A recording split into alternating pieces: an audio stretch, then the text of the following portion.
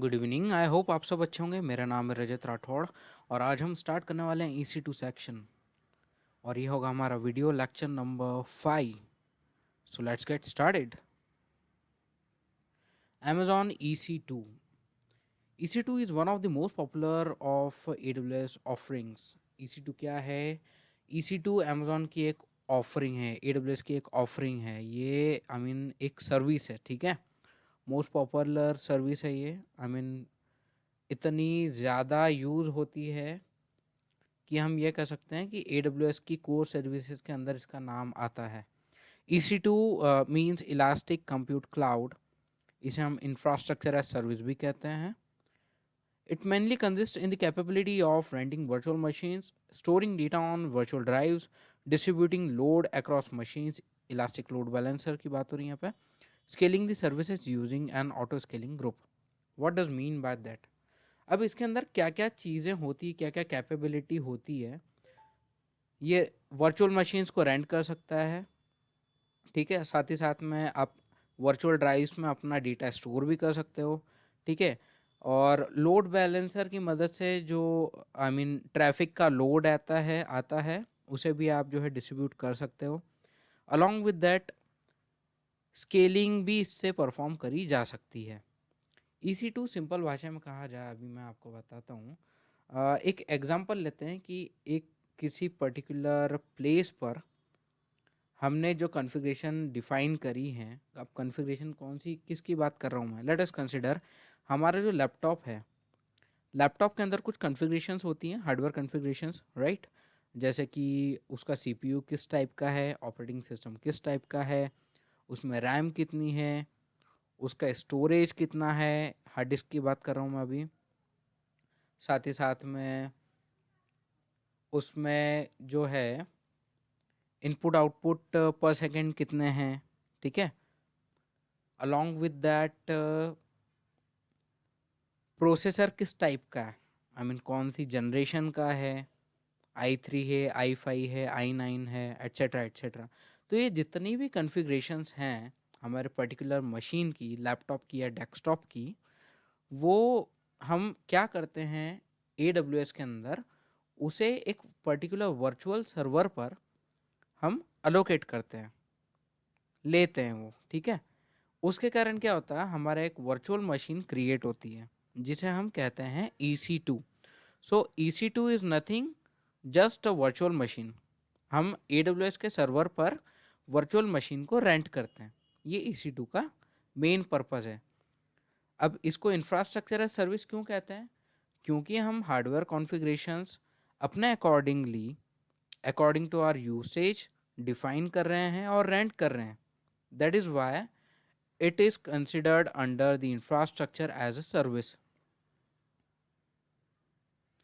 अब पुरानी ऑर्गेनाइजेशंस में या पुराने IT इंफ्रास्ट्रक्चर में क्या होता था, मैन्युअली ऑर्गेनाइजेशन को खुद का इंफ्रास्ट्रक्चर सेटअप करना पड़ता था।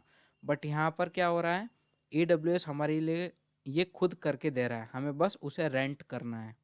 और it is based on the pay as you go model, ठीक है। जितना यूज़ करोगे उतना ही आपको पे करना है। इसके प्राइसिंग मॉडल भी आगे देखेंगे हम, तब और बेहतर समझ में आएगा आपको। Second thing is storing data on virtual drives. अब इसके साथ में एक फीचर और होता है कि हम वर्चुअल ड्राइव्स में जो है हमारे डेटा को स्टोर कर सकते हैं। अभी जब हम इलास्टिक ब्लॉक स्टोरेज पढ़ेंगे तब ये पॉइंट आपको और बेटर समझ में आएगा, बेटर वे में। बट अभी के केस में आप ये समझ सकते हो कि एक लैपटॉप है अगर, तो उसके अंदर मान लो 1 TB की हार्ड डिस्क है मेरे पास, तो मेरे पास एक फिजिकल ड्राइव है जिसमें मैं अपना डेटा जो है स्टोर कर रहा हूँ। बट EC2 के केस में क्या है, क्योंकि हमारी मशीन भी वर्चुअली कहीं पर होस्टेड है, राइट। सिमिलरली उस पर्टिकुलर वर्चुअल मशीन में अगर मुझे कुछ मेमोरी के लिए मेमोरी स्टोरेज लगाना है अगर अपने एंड से, तो मैं एक वर्चुअल ड्राइव वहाँ पर लगा सकता हूँ, अटैच कर सकता हूँ, जिसे हम कहते हैं elastic block storage. Third point जो था हमारा, distributing load across machines, elastic load balancer. ELB means elastic load balancer. अब कभी कभी क्या होता है, आपने कभी कभी ऑब्जर्व करा होगा कि कुछ वेबसाइट्स पर जो है ट्रैफिक इतना ज़्यादा हो जाता है कि वेबसाइट ओवरवेल्म हो जाती है। What does mean by that? मतलब उस पर्टिकुलर वेबसाइट पर उस वेब पेज की रिक्वेस्ट इतनी ज़्यादा आ जाती है कि सर्वर जो है हैंग होने की कगार पर रहता है या काम करना बंद कर देता है प्रॉपरली। ऐसे केस में हम जो है इलास्टिक लोड बैलेंसर का यूज़ करते हैं ताकि जो हमारा ट्रैफिक है वो प्रॉपरली डिस्ट्रीब्यूट हो पाए। ये इसका मेन पर्पस होता है। Scaling the services using N auto scaling group. Scaling की बात करी जाए, स्केलिंग का मीनिंग ये होता है कि जैसे जैसे हमारे यूसेज की रिक्वायरमेंट बढ़ती जाएगी या घटती जाएगी, उसके अकॉर्डिंगली हम हमारी मशीन्स का नंबर या काउंट जो है वो भी डिफाइन करते हैं या डिसाइड करते हैं। लेट अस कंसिडर, मैंने एक रूल बनाया कि अगर मेरी वर्चुअल मशीन पर जो ट्रैफिक है या मेरे AWS आर्किटेक्चर जो बना रहा हूँ मैं, उसमें जो वर्चुअल मशीन है उस पर जो ट्रैफिक है वो 60% से नीचे है, तो मुझे सिर्फ 2 इंस्टेंस क्रिएट करके रखने हैं। उन दोनों पर ही काम होना चाहिए। बट इन केस अगर ऐसा होता है कि वो 60% से एक्सीड कर जाता है, I mean the traffic request, I mean the traffic उसमें बढ़ जाता है या रिक्वेस्ट बढ़ जाती है, उस केस में हम एक एडिशनल मशीन ऐड कर रहे हैं। ठीक है। So in such case we are doing is we are scaling up. Scaling down में क्या होता है, मान लेते हैं कि मेरा यूसेज जो है, एक और कंडीशन ले रहे हैं यहाँ पर, 40% से नीचे चले जाता है, तो उस केस में मैंने एक रूल डिफाइन करके रखा है कि मेरी जितने जो एक आइडियल इंस्टेंसेस मैंने क्रिएट करके रखे हैं, 2 इंस्टेंसेस, उनमें से एक जो है वो बंद हो जाएगा, काम करना बंद हो जाएगा, सिर्फ एक ही वर्क करेगा क्योंकि मेरे ट्रैफिक का इतना ज़्यादा फ्लो है नहीं। और उस केस में अगर एक इंस्टांस भी चलेगा तो मेरी website I mean easily run कर पाएगी। तो ये होता है हमारी स्केलिंग। ठीक है। और इसको अचीव करा जा सकता है ऑटो स्केलिंग ग्रुप की मदद से। स्केलिंग भी बहुत सारे टाइप्स की होती है, आगे जाके हम पढ़ेंगे, बट मैं आपको बता देता हूँ अभी। स्केलिंग 2 टाइप्स की होती हैं, हॉरिजॉन्टल स्केलिंग, वर्टिकल स्केलिंग। और हॉरिजॉन्टल स्केलिंग, वर्टिकल स्केलिंग हम डिटेल में भी पढ़ेंगे। हॉरिजॉन्टल स्केलिंग की बात करी जाए अगर, तो चलो ठीक है, अभी नहीं बताता हूँ मैं आपको, आगे जाकर ही बताऊँगा डिटेल में, एक पर्टिकुलर लेक्चर बना लेंगे लोग उसके लिए। Let's move head. Knowing EC2 is fundamental to understand how the cloud works. जैसे कि मैंने बोला था, एक कोर सर्विस है क्लाउड की। तो अगर आपने EC2 समझ लिया तो आप ये समझ पाओगे कि एक्चुअल में क्लाउड कैसे काम करता है। EC2 sizing and configuration options, मैंने बताया था, अभी आपको एक एग्जांपल दिया था क्या क्या कॉन्फ़िगरेशन ऑप्शंस इसमें अवेलेबल रहते हैं, और इसकी साइजिंग जो है हम डिसाइड कर सकते हैं। जैसे कि ऑपरेटिंग सिस्टम कौन सा यूज़ करना है, मान लो लिनक्स यूज़ करना है, लिनक्स यूज़ करना है, विंडोज़ करना है या मैक ओएस करना है। How much compute power and course, CPU किस टाइप का यूज़ करना है, प्रोसेसर कौन सा होना चाहिए, कितने कोर का होना चाहिए, कितने गीगाहर्ट्ज़ होना चाहिए उसमें। सो ये सारी चीज़ें भी हम डिसाइड कर सकते हैं। साथ ही साथ में how much random access memory, RAM you already know, random access memory कितनी रैम चाहिए हमें, 4 GB चाहिए, 8 GB चाहिए, 16 GB चाहिए।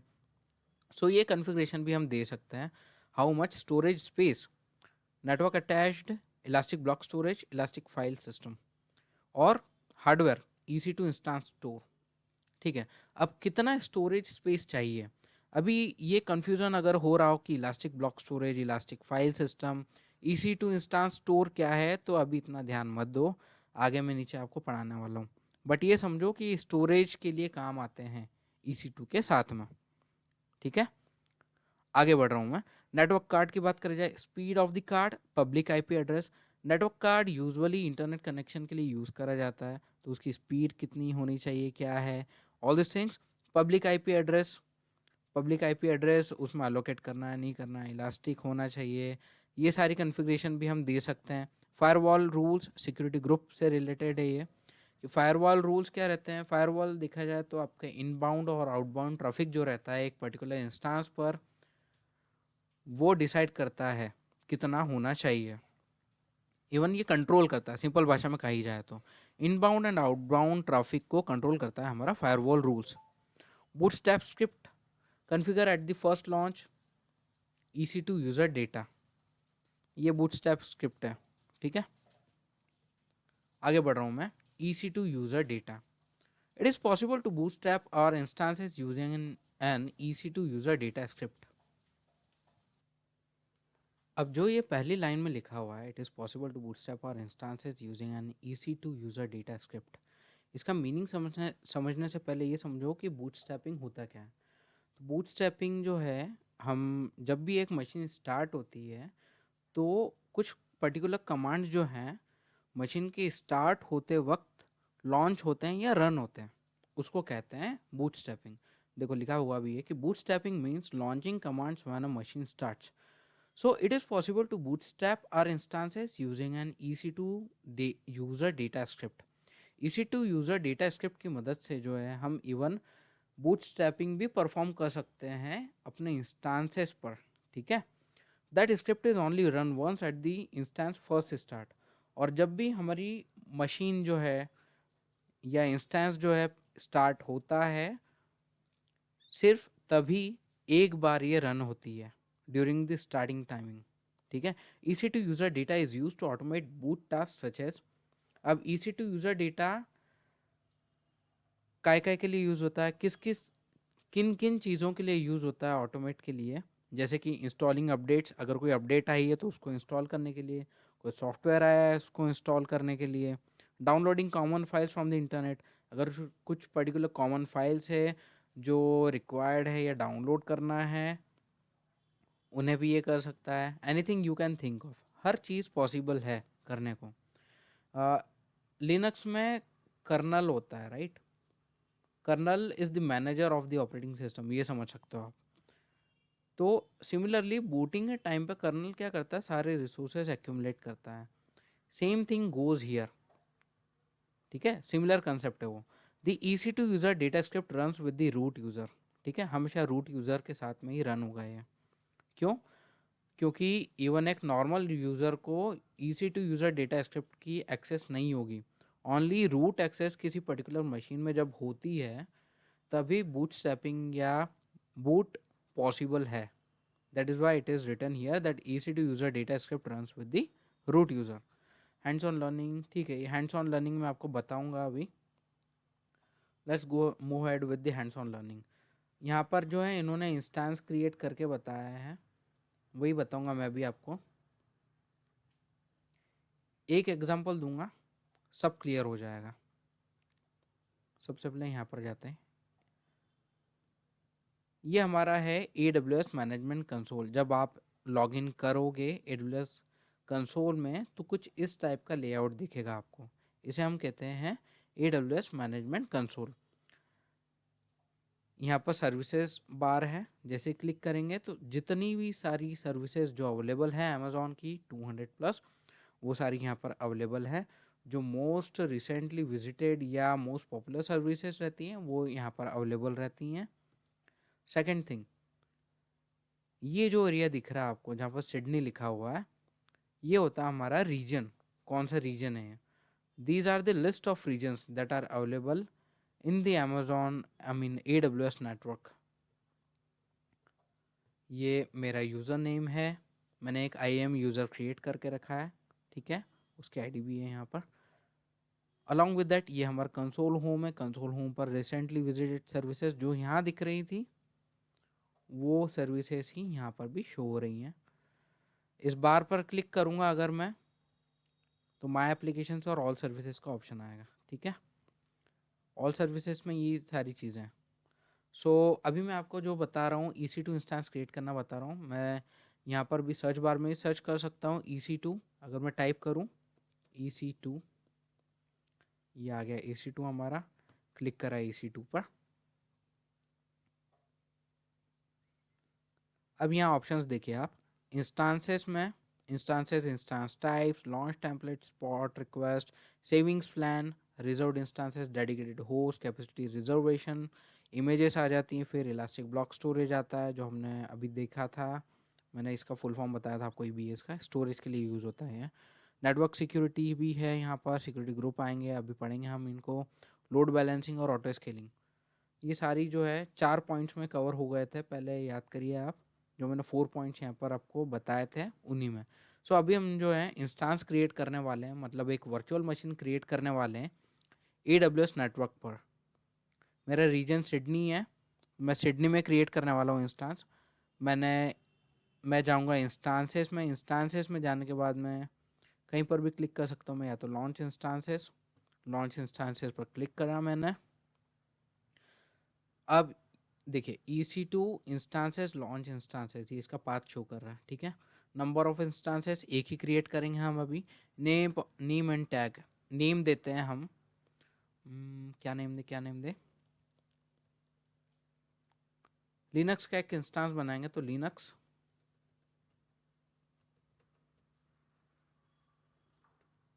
डेमो, ये नाम दिया मैंने।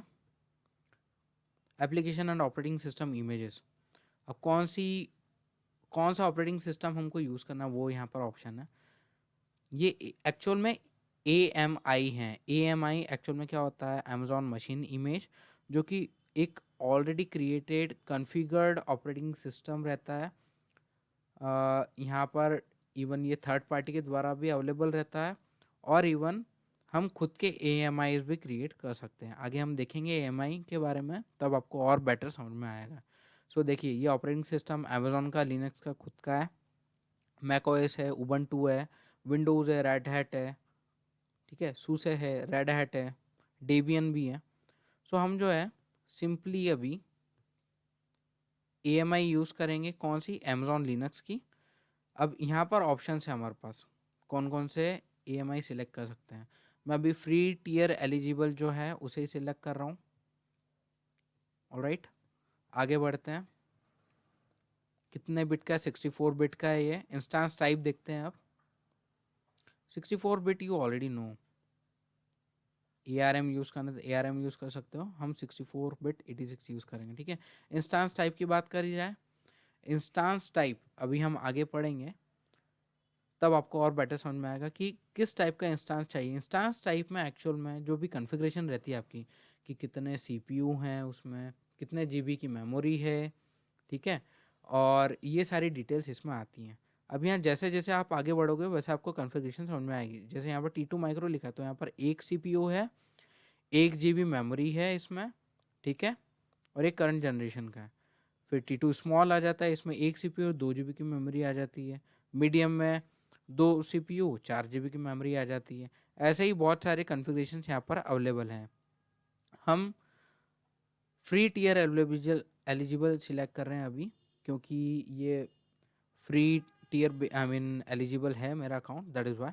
सो T2 माइक्रो क्रिएट करा मैंने यहाँ पर, फ्री टियर एलिजिबल। एक CPU है जिसमें 1 GB मेमोरी है। की पेयर लॉगिन की बात करी जाए, इसमें बहुत सारे मल्टीपल ऑप्शंस रहते हैं। आप चाहो तो प्रोसीड विदाउट की पेयर भी कर सकते हो, या फिर आप अपना एक की पेयर भी यहाँ पर दे सकते हो। मैं अभी जाऊँगा प्रोसीड विदाउट अ की पेयर पर। ऑलराइट, VPC की बात करें जाए, नेटवर्क सेटिंग बता देता हूँ मैं आपको। नेटवर्क सेटिंग में आप अपना वर्चुअल प्राइवेट क्लाउड, मतलब एक खुद का नेटवर्क होता है, वो एक ऑर्गेनाइजेशन खुद का नेटवर्क क्रिएट करती है, वो भी सिलेक्ट कर सकते हो। नंबर ऑफ सबनेट, ये सारी चीज़ें हम आगे पढ़ने वाले हैं। फायरवॉल, देखिए फायरवॉल के रूल्स भी यहाँ पर सिलेक्ट कर सकते हो। अभी मैं इसको एज इट इज़ डिफ़ॉल्ट रख रहा हूँ, कुछ भी चेंजेस नहीं कर रहा हूँ। ये आ जाता है हमारे स्टोरेज का ऑप्शन। यहाँ पर हम स्टोरेज जो है एक्चुअल में डिफाइन करते हैं। अगर हमें एक न्यू वॉल्यूम ऐड करना तो हम यहाँ से ऐड कर सकते हैं न्यू वॉल्यूम को। इसे भी मैं अभी ऐसे ही रहने दे रहा हूँ। आगे बढ़ते हैं, और सिंपली मैं क्या करूँगा, मेरा एक अमेजॉन लिनक्स इंस्टांस क्रिएट कर रहा हूँ T2 माइक्रो टाइप का, लॉन्च करा मैंने इंस्टांस।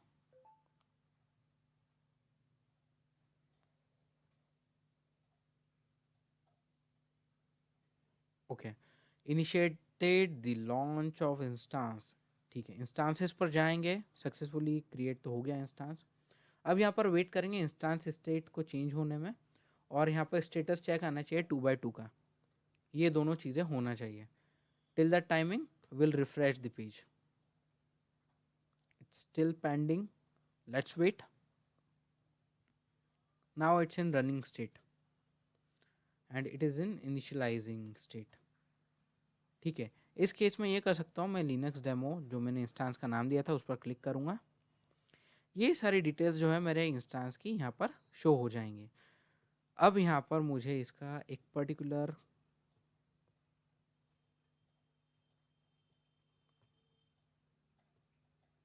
डिटेल्स शो हो रही हैं, मॉनिटरिंग में अलग चीज़ें हैं, ये सारी चीज़ें मैं आपको बताऊंगा। नाउ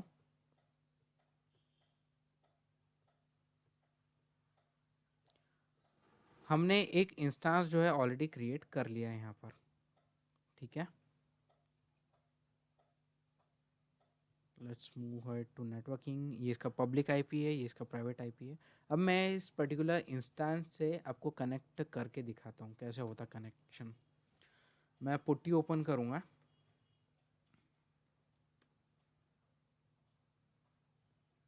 होस्ट नेम और आईपी एड्रेस मैं लिखता हूँ EC2-user। इसे मैं मैन्युअली बाद में भी दे सकता हूँ बट मैं पहले मेरी देने की आदत, तो मैं इसे पहले यहाँ पर लिख रहा हूँ होस्ट नेम आईपी एड्रेस में। पब्लिक आईपी एड्रेस में मैंने पब्लिक आईपी एड्रेस कॉपी करा, @ के बाद में ये पब्लिक आईपी एड्रेस मुझे पेस्ट करना है, ठीक है।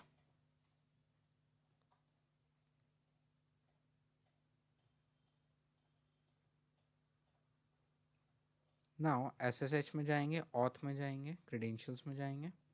अब अगर आपने, मान लेते हैं आपने इन केस यहाँ पर कीज़ असाइन कर रखी हैं, तो आपको यहाँ पर वो की जो है PEM के फॉर्मेट में रहती है, वो भी करके बताऊंगा मैं आपको।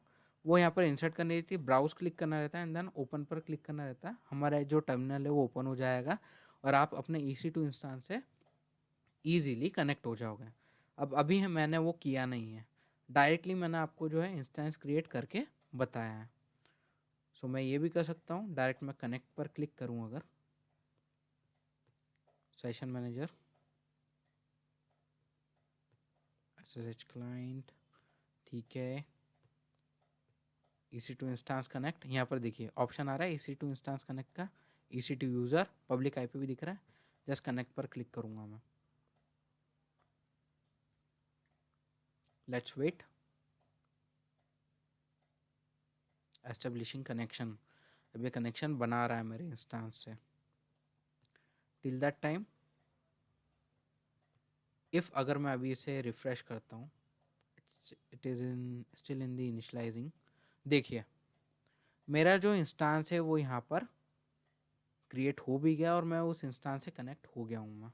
अब यहाँ पर मैं अगर लिखता हूँ PWD प्रेजेंट वर्किंग डायरेक्टरी, तो मेरी होम EC2 यूज़र शो हो रही है मुझे, ठीक है। LS सारे कमांड चला पा रहा हूँ मैं, कोई इशू नहीं है। ऑलराइट, सो इस टाइप से जो है हम एक इंस्टांस क्रिएट करके, मैंने आपको बताया है। एक और इंस्टांस क्रिएट करके बताता हूँ मैं आपको। इस बार जो है हम की भी असाइन करेंगे उसको। लॉन्च इंस्टांस पर क्लिक करेंगे, लिनक्स इंस्टांस ही बनाते हैं, लिनक्स _demo1 नाम देते हैं इसको। अमेजॉन लिनक्स ही यूज़ कर रहे हैं हम, ठीक है। इंस्टांस टाइप भी T2 माइक्रो रहने देते हैं। की पेयर क्रिएट अ न्यू की पेयर पर जाते हैं, PPK बनाएंगे पुट्टी के लिए। देखिए यहाँ पर फॉर यूज़ विथ पुट्टी लिखा हुआ है। इसका नेम देते हैं हम लिनक्स demo1, नथिंग, हमें बस ये क्रिएट करना है, क्रिएट की पेयर। की पेयर क्रिएट हो गया और ये डाउनलोड हो जाएगा मेरी मशीन पर, ठीक है। शो करा देता हूँ मैं आपको, देखिए डाउनलोड्स में शो हो रहा है, ये रहा। Alright, moving ahead. नेटवर्क में कोई चेंजेस नहीं कर रहा हूँ मैं अभी, सिक्योरिटी ग्रुप को भी मैं अभी चेंज नहीं कर रहा हूँ, फायरवॉल सेटिंग्स भी वैसे के वैसे ही रहने दे रहे हैं हम। Just create the instance, launch the instance. Launch करा इंस्टांस मैंने, इनिशिएशन हो रहा है, successfully initiated the launch instance. Instances पर जाएंगे वापस। Now will refresh it. देखिए मेरा इंस्टांस डेमो 1 जो है वो अभी पेंडिंग है. Let's refresh it again. Till that time I will open putty.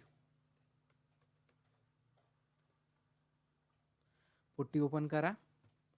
Host name दे देता हूँ मैं यहाँ पर EC2-user. अब यहाँ पर क्या आएगा, @ के बाद में पब्लिक IP एड्रेस, याद रखना. So now it's in the running status. यहाँ गए हम, नेटवर्किंग में जाएंगे. नेटवर्किंग में गए, पब्लिक IP मैंने यहाँ से कॉपी करा. कॉपी करने के बाद में यहाँ पर पेस्ट कर दिया मैंने, Ctrl+V. SSH पर गए, फिर ऑथ में गए, क्रीडेंशियल्स में गए, private key file for the authentication browse करा मैंने. प्राइवेट की फाइल जो थी हमारी ये लिनक्स डेमो 1 PPK, इसको ओपन करा. And then I will just simply open it. Accept करो. सी यूज़र नेम क्या क्या, EC2 यूज़र. अगर मैं वहाँ पर EC2 यूज़र नहीं लिखता तो मुझे मैन्युअली यहाँ पर EC2 यूज़र लिखना पड़ता. ठीक है, ये चेंज है बस. देखिए यहाँ पर आ गया EC2 यूज़र IP. नाउ अगर मैं लिखता हूँ PWD, लेट्स सी चलता है कि नहीं. प्रेजेंट वर्किंग डायरेक्टरी ऑब्वियसली चल रहा है हमारा instance. So in this way we create EC2 instance along with the key pair. Alright, moving ahead. अब इन इंस्टांसेस को जो है मैं यहाँ पर टर्मिनेट कर रहा हूँ. स्टॉप कर दूँ पहले.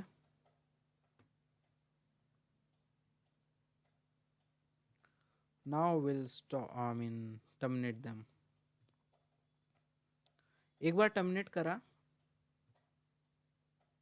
इट मीन्स वो जो इंस्टांस है हमारा ख़त्म हो गया है बिल्कुल ही. देखिए शटिंग डाउन आ गया. ओके, PDF पर आ जाए. EC2 instance types. EC2 instance types अभी हमने देखे थे. वैसे मैं आपको बताता हूँ. You can use different types of EC2 instance types that are optimise for different use cases. अब बहुत सारे यूज केसेस होते हैं, उनके अकॉर्डिंगली जो है हम डिफरेंट टाइप के EC2 इंस्टांस टाइप यूज़ करते हैं. ठीक है, अभी जैसे आपने देखा था T2 माइक्रो का एग्जाम्पल, जिसमें एक CPU था, 1 GB रैम थी. ठीक है, सो वो जो है एक इंस्टांस टाइप था. उसमें भी बहुत सारे इंस्टांस टाइप होते हैं. अब यहाँ देखते हैं इस एग्जाम को. M5.2x large, what is this. So M defines the instance class, किस क्लास से बिलोंग करता है. ठीक है, वो यहाँ लिखा जाता है. वो T क्लास से बिलोंग कर रहा था, हमने जो इंस्टांस क्रिएट करा था. जनरेशन, ये जो नंबर लिखा है ये जनरेशन डिनोट करता है, कौन सी जनरेशन है. T2 लिखा था वहाँ पर, इट मीन्स दैट वो सेकेंड जनरेशन का था. 2x large, size with in the instance class. अब ये जो पर्टिकुलर इंस्टांस क्लास है, जैसे M क्लास लिखा है यहाँ पे, तो उसमें कौन सा साइज यूज़ कर रहे हैं हम, वो डॉट के बाद में लिखा रहता है. ये जो डॉट लगा है ना उसके बाद में. सो वहाँ पर क्या लिखा था हमारा, T2 dot micro. It means that वो T इंस्टांस क्लास से बिलोंग कर रहा था. 2 लिखा था यहाँ पर, इट मीन्स दैट वो सेकेंड जनरेशन का था. डॉट लगा था, फिर माइक्रो लिखा था, इट मीन्स दैट वो साइज है T2 क्लास का. ठीक है, T2 इंस्टांस क्लास का. अब देखिए इसके टाइप्स कौन कौन से होते हैं इंस्टांस टाइप्स के. जनरल पर्पस हो गया, कंप्यूटर ऑप्टिमाइज्ड हो गया, मेमोरी ऑप्टिमाइज्ड हो गया, एक्सीलरेटेड कंप्यूटिंग हो गया, स्टोरेज ऑप्टिमाइज्ड हो गया, इंस्टांस फीचर्स हो गए, मैजिंग इंस्टांस परफॉर्मेंस हो गए. आई मीन ये सारी जो है इंस्टांस क्लासेस हो गई हमारी. जनरल पर्पस की बात करी जाए, general purpose instance types are great for diversity of workload such as web server और कोड रिपोजिटरीज. ये वेब सर्वर और कोड रिपोजिटरीज के लिए बहुत बढ़िया रहते हैं जनरल पर्पस. ठीक है, बैलेंस किस किस के बीच में रहता है, कंप्यूट, मेमोरी और नेटवर्किंग. ठीक है, इनके बीच में रहता है. In the course we will be using, हाँ ठीक है, अभी हमने देखा था वही लिखा हुआ है यहाँ पर. EC2 instance type compute optimise की बात करूँ, ये जो है कंप्यूट इंटेंसिव टास्क जो कि हाई परफॉर्मेंस प्रोसेसर रिक्वायर करते हैं, उसमें यूज़ करे जाते हैं कंप्यूट ऑप्टिमाइज, जैसे कि इसका नाम सजेस्ट करता है. Batch processing workloads, media transcoding में यूज़ होता है इसका. हाई परफॉर्मेंस वेब सर्वर पर यूज़ होता है इसका। साथ में हाई परफॉर्मेंस कंप्यूटिंग के लिए यूज़ होता है, साइंटिफिक मॉडलिंग और मशीन लर्निंग में भी इसका यूज़ होता है। इवन गेमिंग सर्वर्स में भी इसका यूज़ करा जाता है। EC2 इंस्टेंस टाइप एक और जो है हमारा मेमोरी ऑप्टिमाइज, जैसे कि नेम सजेस्ट करता है, it is for the fast performance of workloads, जो कि लार्ज डेटा सेट को प्रोसेस करते हैं मेमोरी के अंदर। ठीक है, वहाँ पर इसका यूज़ करा जाता है। High performance relational non relational databases में इसका यूज़ करा जाता है। वेब स्केल कैशे स्टोर्स में यूज़ करा जाता है। ठीक है, in memory databases optimise for business intelligence. ठीक है, application performing real time processing of big unstructured data. जहाँ पर बिग अनस्ट्रक्चर्ड डेटा है वहाँ पर अगर रियल टाइम प्रोसेसिंग करनी मुझे, तो मैं इसका यूज़ कर सकता हूँ, किसका, मेमोरी ऑप्टिमाइज का। आगे बढ़ रहा हूँ। EC2 instance type storage optimised है। ये स्टोरेज इंटेंसिव टास्क के लिए यूज़ करा जाता है, जहाँ पर high sequential read and write access की रिक्वायरमेंट पड़ती है लार्ज डेटा सेट के लिए। ठीक है, यूज़ केसेस देखते हैं। High frequency online transaction OLTP system में, relational and NoSQL data में, cache for in memory databases, data warehousing applications में, डिस्ट्रीब्यूटेड फाइल सिस्टम में। EC2 इंस्टेंस के एग्जांपल्स देख लो। T2 माइक्रो अभी देखा था हमने, जिसमें एक CPU रहता है और 1 GB की मेमोरी मिलती है हमको। स्टोरेज कौन सा मिलता है इसमें, बस इलास्टिक ब्लॉक स्टोरेज ही मिलता है। Network performance low to moderate है।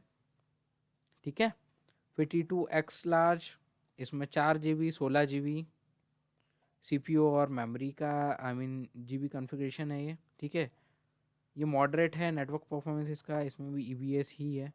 ये सारे एग्जांपल्स यहाँ पर गिवन है। और मैंने बताया था कि T2 micro is the part of AWS free tier, हमने अभी देखा था। जिनका भी फ्री टियर अकाउंट रहता है उनको T2 माइक्रो फ्री पड़ता है for this particular duration.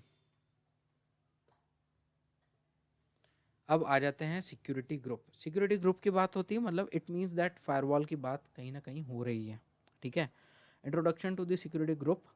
Security groups are the fundamental of network security in AWS। Security group जो है ये कहा जाए तो बेस होता है नेटवर्क का AWS के अंदर।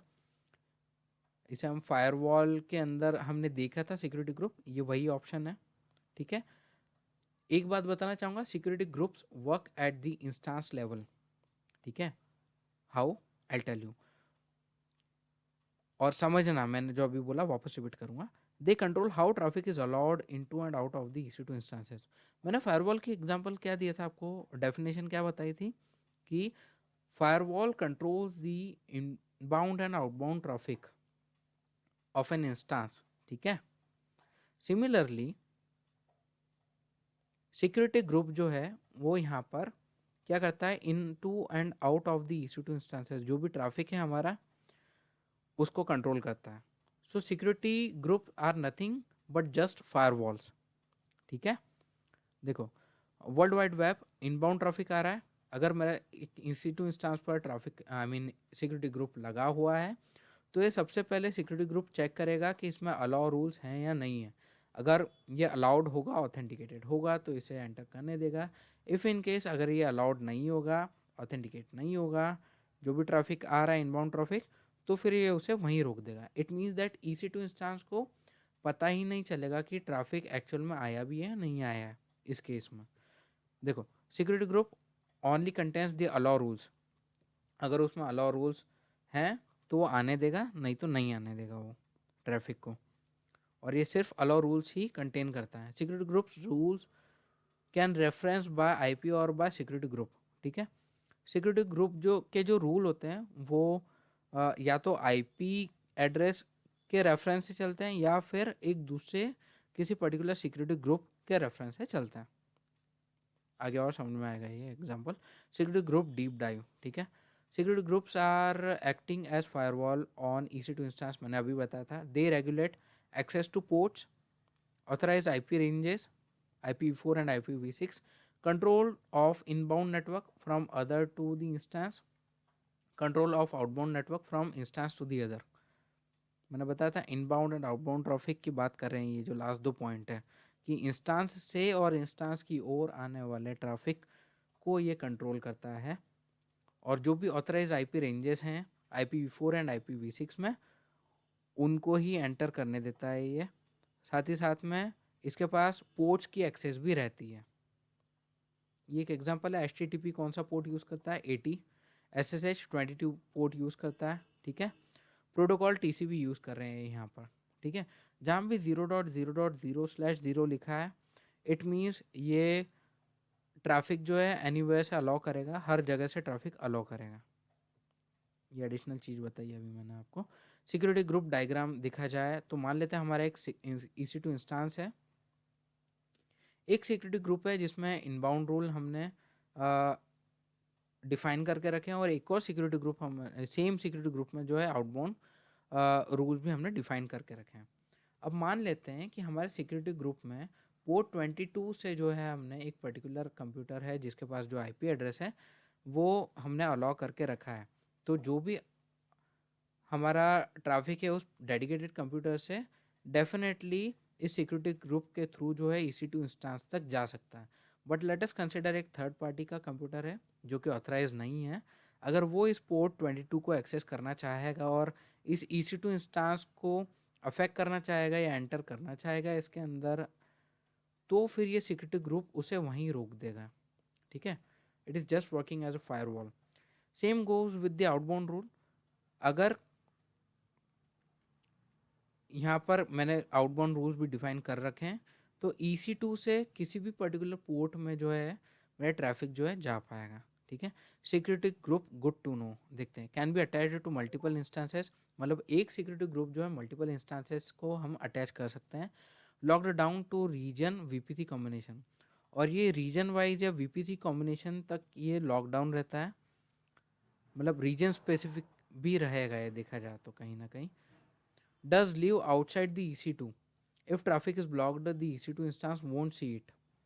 मैंने बताया था ये EC2 के बाहर रहता है, दैट इज़ वाई EC2 को पता भी नहीं चलेगा कि कौन सा ट्रैफिक ब्लॉक हुआ है।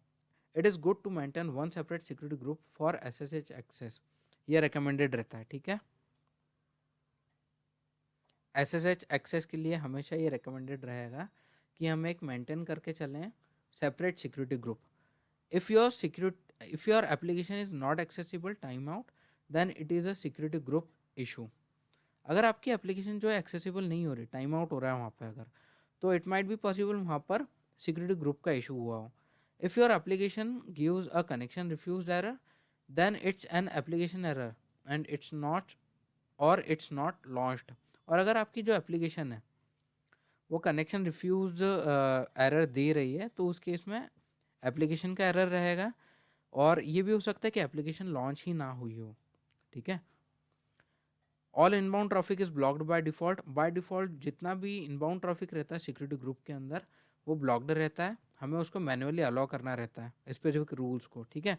All outbound traffic is authorise by default, और जितना भी आउटबाउंड ट्रैफिक मतलब EC2 से बाहर जाने वाला ट्रैफिक जो है, वर्ल्ड वाइड वेब की तरफ जो जाने वाला ट्रैफिक है वो बाय डिफ़ॉल्ट ऑथराइज्ड रहता है, क्योंकि ऑब्वियस सी बात है EC2 के लिए ही हम सिक्योरिटी ग्रुप बना रहे हैं। सो बाय डिफ़ॉल्ट ये रूल्स जो हैं अलाउड रहते हैं, आउटबाउंड ट्रैफिक रूल्स, ठीक है।